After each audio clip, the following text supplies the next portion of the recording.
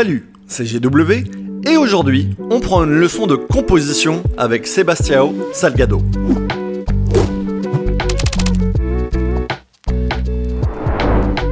Si tu ne connais pas Sebastião Salgado, c'est un photographe brésilien qui est considéré comme l'un des plus grands photographes humanistes de ce siècle.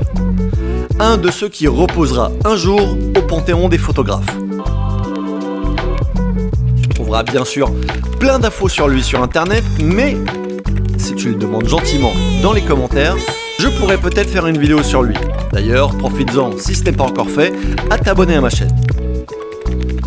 En ce moment, quelques-uns de ces clichés sont exposés dans un pavillon en bambou sur le parvis de la Défense à Paris à l'occasion de l'exposition Aquamater. Si tu ne l'as pas encore vu, je t'encourage vivement à y aller car tu vas prendre une vraie claque visuelle. D'ailleurs, l'une des photos exposées nous donne une vraie leçon de composition. En un seul cliché vertical, Salgado nous raconte une histoire aussi passionnante que terrifiante. Comment un village africain est dépendant de l'eau de son puits. Donc, on aperçoit une villageoise tout au fond de ce puits, qui fait plusieurs fois sa taille. Elle est censée récupérer de l'eau, mais voilà, de l'eau, il n'y en a plus tant que ça. Cette ressource précieuse, Salgado nous montre aussi à quoi elle va servir. Elle apporte la vie aux villageois et permet aussi de faire vivre les bêtes qui servent sûrement à donner du lait et à travailler la terre.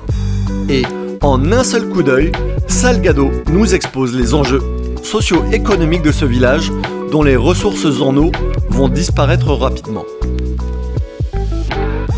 Je vais enfoncer des portes ouvertes, mais ce qu'il faut retenir de cette courte vidéo, c'est qu'évidemment, l'eau est une matière précieuse et indispensable, que le travail de Salgado est brillant et qu'avec une seule photo, il nous donne une masterclass de composition. Mais ce qu'on peut également déduire, c'est que ce n'est pas la seule photo que Salgado a prise à cet endroit. Il a dû tester des angles différents, faire plusieurs tests, se positionner à divers endroits pour aboutir à cette version définitive. Donc toi aussi, la prochaine fois que tu sors de chez toi pour faire des photos, n'hésite pas à travailler la scène, en tournant autour de ton sujet, pour tester des compositions différentes. Si tu veux voir comment font les professionnels pour t'inspirer et améliorer ta technique photo, tu peux regarder cette vidéo qui te présente 5 documentaires sur la photo de rue.